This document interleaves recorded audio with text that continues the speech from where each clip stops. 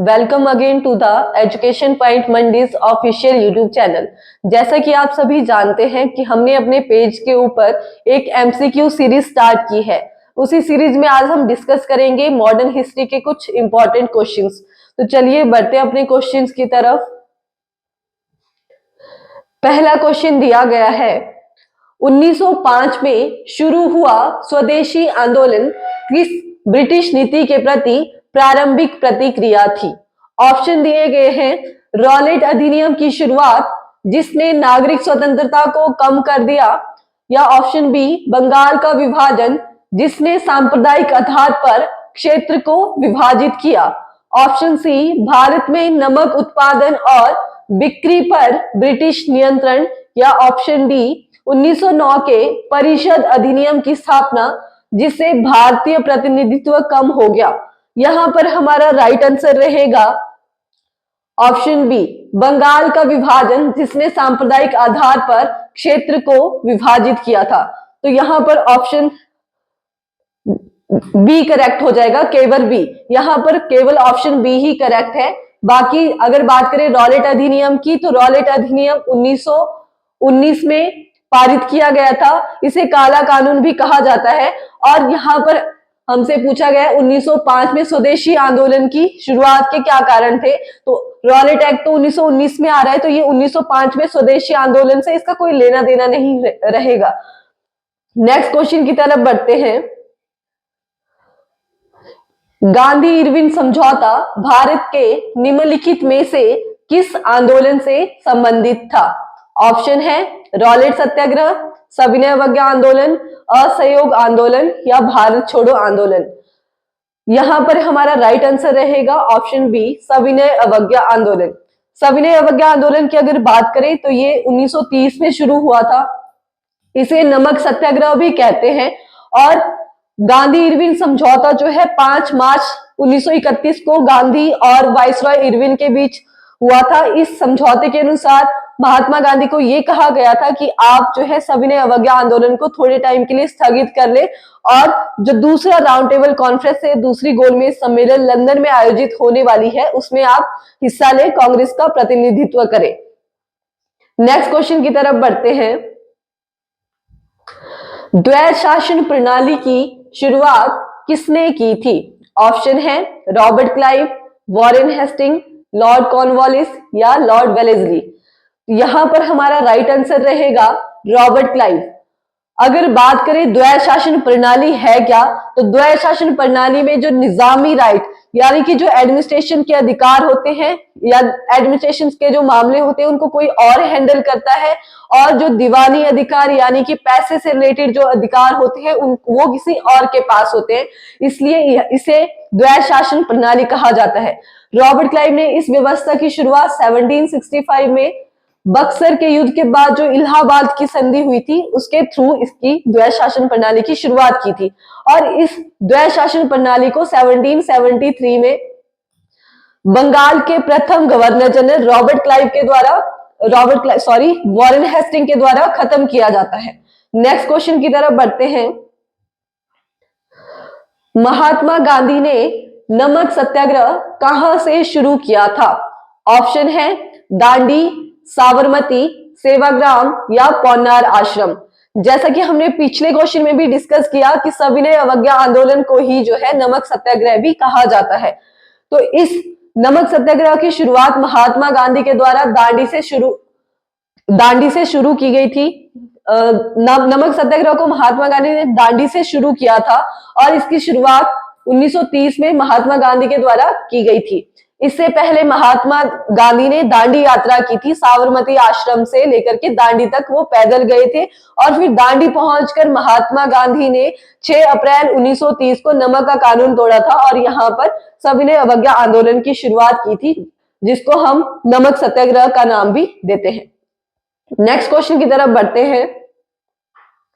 बंगाल में सामाजिक धार्मिक सुधारों में अग्रदूत आत्मीय सभा की स्थापना किसने की थी? ऑप्शन है विवेकानंद, दयानंद सरस्वती, राजा राम मोहन रॉय, या अरविंदो।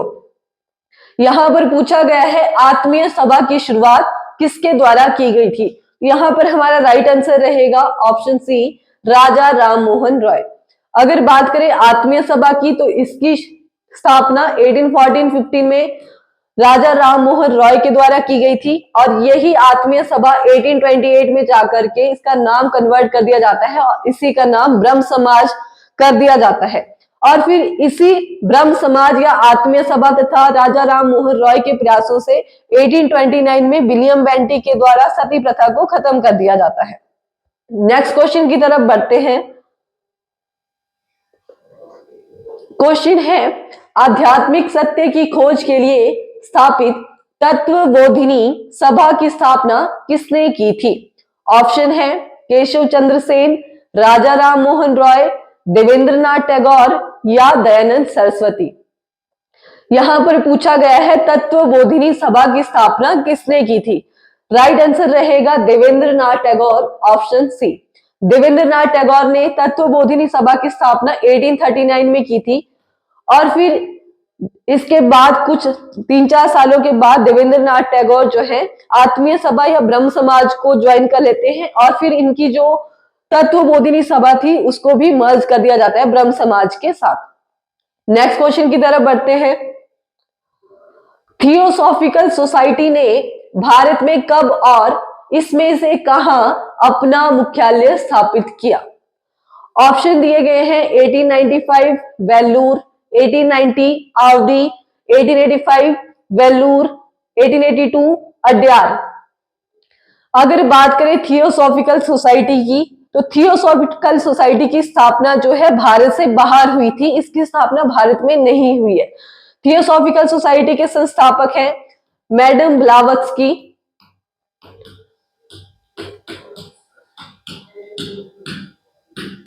जो कि एक रशियन सिटीजन है, रशिया की रहने वाली है, और इनके साथ इसकी स्थापना की है कर्नल ऑलकॉट के द्वारा,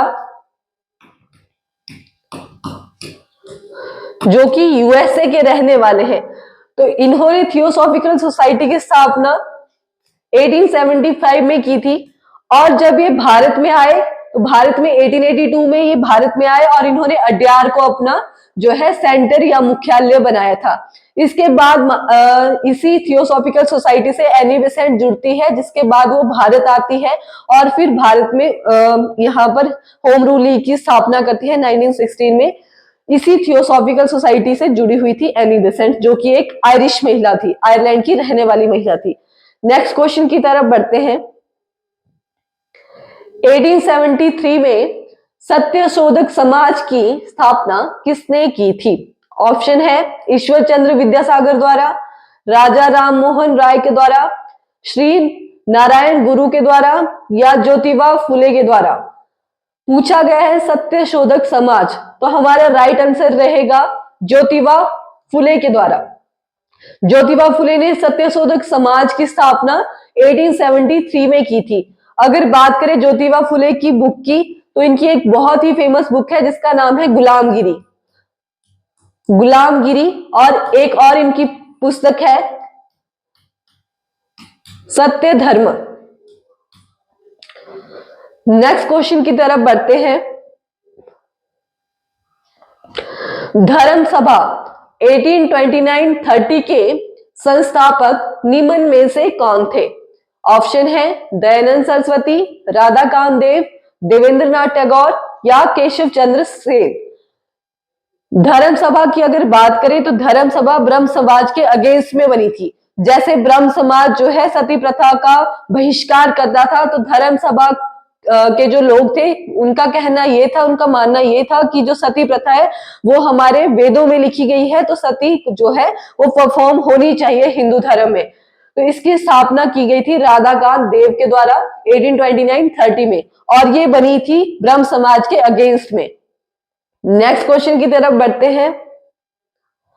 बारदोली सत्याग्रह 1928 का नेतृत्व इनमें से किसने किया? ऑप्शन है विनोबा भावे ने, वल्लभ भाई पटेल ने, जमनालाल बजाज ने या राजेंद्र प्रसाद ने। यहां पर हमारा राइट आंसर रहेगा ऑप्शन बी, वल्लभ भाई पटेल। बारदोली सत्याग्रह 1928 में हुआ, इसमें वल्लभ भाई पटेल ने एक्टिव रोल प्ले किया और इसी बारडोली सत्याग्रह में वहां बारडोली की जो औरतें होती है वो वल्लभ भाई पटेल को सरदार की उपाधि देती है। नेक्स्ट क्वेश्चन की तरफ बढ़ते हैं। निम्न में से किस धर्म सुधारक की मृत्यु भारत के बाहर हुई थी? ऑप्शन है दयानंद सरस्वती, राजा राम मोहन रॉय, रामकृष्ण परमहंस या ज्योतिबा फुले। यहां पर हमारा राइट आंसर रहेगा राजा राम मोहन रॉय। राजा राम मोहन रॉय की मृत्यु 1833 में ब्रिस्टल लंदन में हुई थी।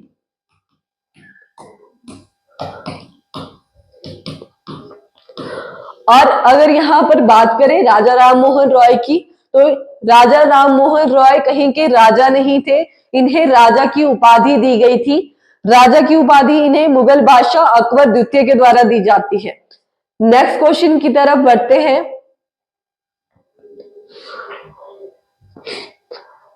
क्वेश्चन है बेगम हजरत महल ने 1857 के विद्रोह का नेतृत्व किस शहर से किया था? ऑप्शन है लखनऊ, बनारस, इलाहाबाद या कानपुर। अगर बात करें बेगम हजरत महल की, तो बेगम हजरत महल जो है अवध की एक रानी थी और अवध को 1856 में डलहौजी के द्वारा कुशासन का आरोप लगा करके अंग्रेजी साम्राज्य में सम्मिलित किया जाता है, जिसकी वजह से बेगम हजरत महल जो थी अंग्रेजों से नाराज थी और ये चाहती थी कि जो मेरा बेटा है बिरजिस कादिर, इनके बेटे का नाम था, उसको ये अगला राजा बनाना चाहती थी।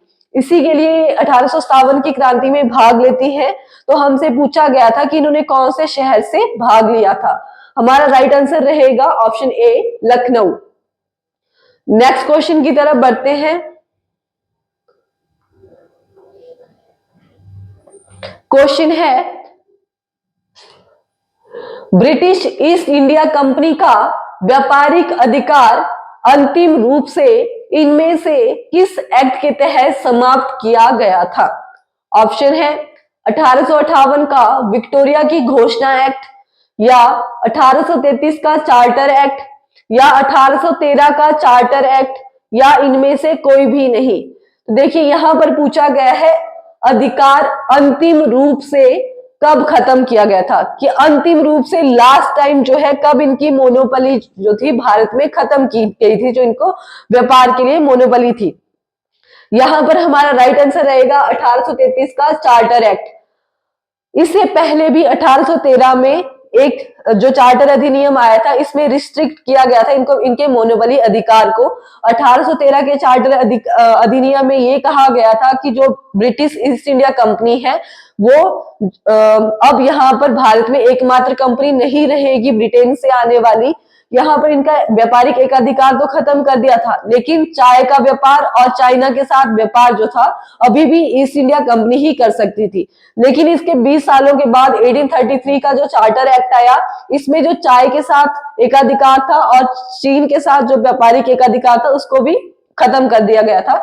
तो इसलिए हमारा राइट आंसर रहेगा ऑप्शन बी 1833 का चार्टर एक्ट। नेक्स्ट क्वेश्चन की तरफ बढ़ते हैं। क्वेश्चन है स्वामी विवेकानंद का मूल नाम निम्न में से क्या था? सुरेंद्र दत्त, नरेंद्र नाथ दत्त, बटुकेश्वर दत्त या कृष्णा दत्त। यहां पर राइट आंसर रहेगा नरेंद्र नाथ दत्त। नेक्स्ट क्वेश्चन की तरफ बढ़ते हैं।